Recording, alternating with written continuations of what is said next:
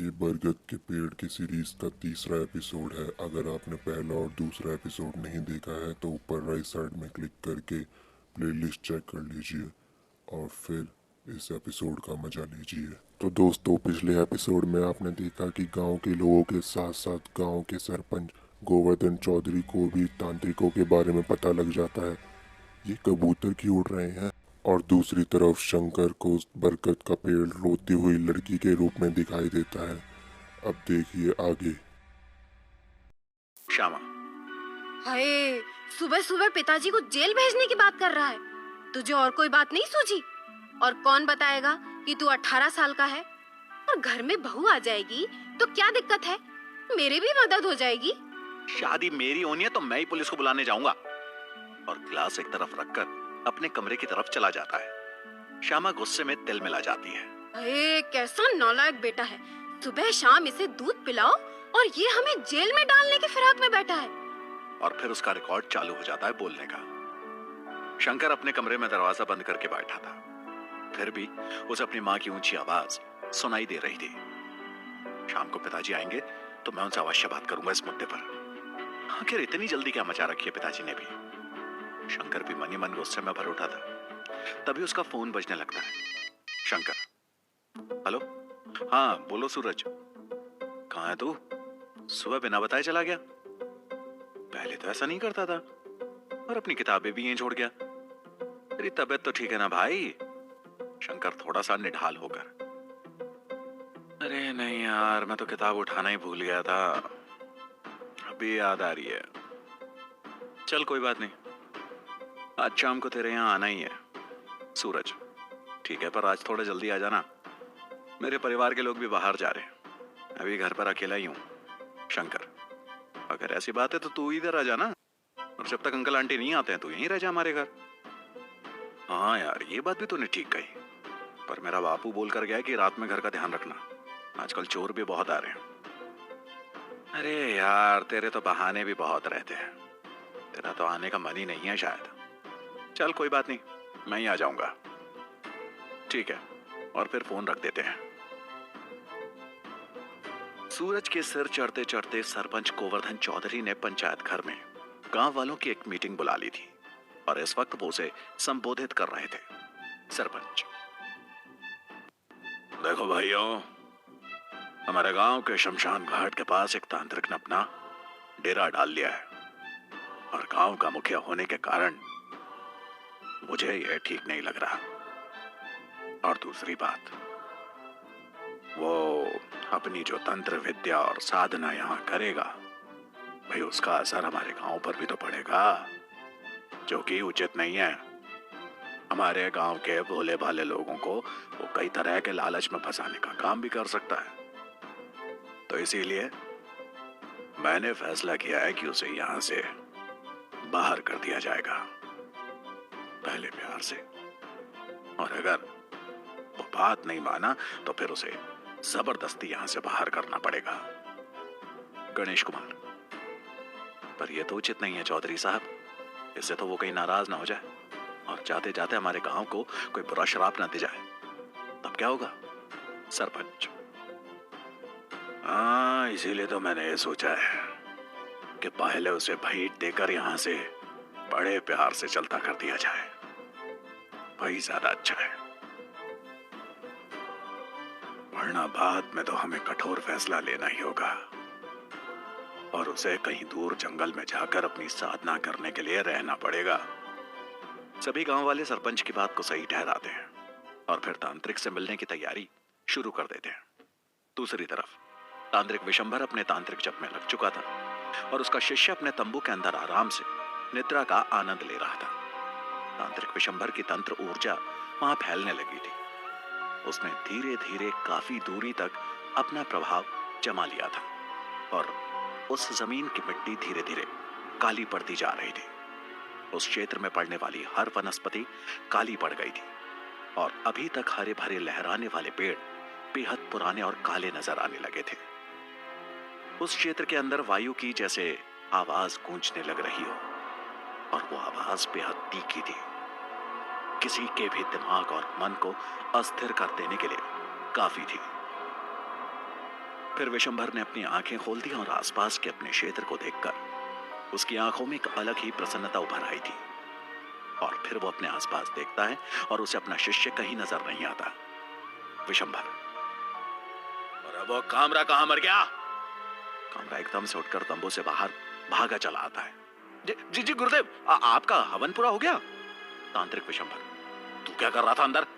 तुझे मैंने कहा था ना कि उस तरफ बैठकर मंत्रों का ज्ञान करना, और तू अंदर जाकर सो रहा था। कामरा, अरे नहीं गुरुदेव, मैं तो अंदर बैठकर मंत्रों का जाप कर रहा था, बस आपकी आवाज सुनकर भागा आ रहा हूं। चुप कर, सामान लड़ाता है। अभी तेरी जबान को क्रिकेट जैसी लंबी बना देता हूं। रख। नहीं नहीं गुरुदेव, आप तो बेवजह नाराज हो गए। मैं तो आपकी हर बात का पालन करता हूं ना। तो पर जा, जल्दी से मेरे लिए भोजन की व्यवस्था कर। ठीक है गुरुदेव, बस अभी व्यवस्था करता हूं। अभी कामरा वहां से गांव की तरफ बढ़ता कि तभी गांव की तरफ से ही ढेर सारे लोग इनकी तरफ ही बढ़े चले आ रहे थे। कामरा की नजर जैसे ही दूर से आते गांव वालों पर पड़ती है, वो ऊंची आवाज में, गुरुदेव गुरुदेव जल्दी से बाहर आइए, देखिए गांव से इतने सारे लोग इधर ही चले आ रहे हैं। तांत्रिक विशंभर फौरन अपने तंबू से बाहर आता है और दूर से आ रहे लोगों को देखता है। कामरा, गुरुदेव ये लोग इधर क्यों चले आ रहे हैं? मुझे तो डर लग रहा है गुरुदेव, मारने तो नहीं आ रहे हमें। तांत्रिक विशंभर वैसे ही शांत खड़े रहते हैं और उधर से आते हुए लोगों को देखने लगते हैं। और फिर जहां तक वो काली जमीन थी, बस वहीं पहुंचकर वो लोग रुक गए थे और आगे बढ़ने की कोशिश कर रहे थे, पर आगे बढ़ नहीं पा रहे थे। कामरा, क्या हुआ क्या गुरुदेव? इनके पैरों में क्या बेड़ियां पड़ गई हैं? ऐसे लड़खड़ा रहे हैं। इधर उस काली रेखा तक सरपंच गोवर्धन चौधरी गांव वालों के साथ आ पहुंचा था। उनके हाथों में काफी सामान था जो वो भेंट स्वरूप लाए हुए थे। गांव वाले, ये क्या हो रहा है सरपंच साहब? हम आगे क्यों नहीं बढ़ पा रहे हैं? और आगे की तो सारी जमीन काली पड़ चुकी है। गणेश कुमार, ध्यान से देखो, जमीन तो क्या, पेड़ पौधे सब काले पड़ चुके हैं। सरपंच साहब बिल्कुल ठीक कह रहे थे, ये तांत्रिक यहाँ बिल्कुल भी नहीं रहना चाहिए। इसको तो मार कर यहाँ से निकाल देना चाहिए, वरना ये हमारे गांव के लिए संकट पैदा कर देगा। सरपंच, ये क्या हो गया इस पूरे एरिया को? पूरी जमीन कैसे काली पड़ गई है? और फिर उनकी नजर दूर खड़े दोनों तांत्रिकों पर पड़ती है। वे उन्हें वहीं से हाथ जोड़कर प्रणाम करता है। तांत्रिक विशंभर, यह तो मुझे प्रणाम कर रहा है, लगता है हमारा आशीर्वाद लेने आए हैं, पर मेरी शक्ति से आगे नहीं बढ़ पा रहे। कामरा, तो फिर इन्हें आने दीजिए गुरुदेव, पता तो लगे चाहते क्या है। ठीक है, जाओ उन सबको अंदर लेकर आओ। कामरा तेजी से आगे बढ़ जाता है और गांव वालों के समीप पहुंच जाता है। सरपंच, हम आप लोगों से मिलने आए हैं, आपके लिए कछु भेंट भी लाए हैं, पर हम यहां से आगे नहीं बढ़ पा रहे। कामरा, कोई बात नहीं, आइए आप सब मेरे साथ आइए। और कामरा के ऐसा बोलते वो सभी गांव वाले उस क्षेत्र के अंदर प्रवेश कर जाते हैं। और इसी वक्त दूर उस बरगद के पेड़ पर तेज हलचल हुई। ऐसा लग रहा था जैसे वहां से हट जाना चाहता हो और चलकर यहीं पहुंचना चाहता हो। और उस तेज हलचल के कारण वहीं पास से गुजर रहा शंकर फिर से डर गया, क्योंकि उस बरगद के सूखे पत्ते पत्थर की तरह जमीन पर आकर गिर रहे थे और उनकी आवाज किसी ईंट के टूटने जैसी लग रही थी। ये क्या हो गया इस पेड़ को? ऐसे क्यों मिल रहा है? पर आसपास के पेड़ तो बिल्कुल शांत है। कहीं कहीं मुझे कोई धोखा तो नहीं हो रहा? और फिर वो अपनी आंखों को मलता है, पर उसे बिल्कुल भी धोखा नहीं हुआ था। सामने हो रही बरगद के विशाल पेड़ की हरकत असामान्य थी, जो वहां वास्तविकता में हो रही थी। दिन के उजाले में भी शंकर सिर पर पैर रखकर अपने दोस्त सूरज भान के घर भाग पड़ता है। बरगद धीरे धीरे फिर से शांत हो जाता है। तांत्रिक विशंभर अपने आसन में बैठ चुके थे और सब गांव वाले उसके सामने बैठे थे। कामरा अपने गुरु के पीछे हाथ बांधे खड़ा था। गांव वाले अपने साथ लाए गए फल, फ्रूट और अन्य सामान उनके सामने रख देते हैं। तांत्रिक विशंभर, बोलो, किस लिए आए हो तुम सब यहां? क्या कोई खास मकसद है यहां आने का? सरपंच, महाराज, हम आपसे निवेदन करना चाहते हैं कि आप अपनी तंत्र साधना पास के जंगल में जाकर करें। इसलिए गांव के सभी लोग आपसे यही कहने आए हैं। अच्छा, तो आप लोग चाहते हैं कि मैं यहां से चला जाऊं, पर क्यों भाई? मुझसे क्या परेशानी है आप गांव वालों को? मैंने तो आप लोगों का कुछ नहीं बिगाड़ा।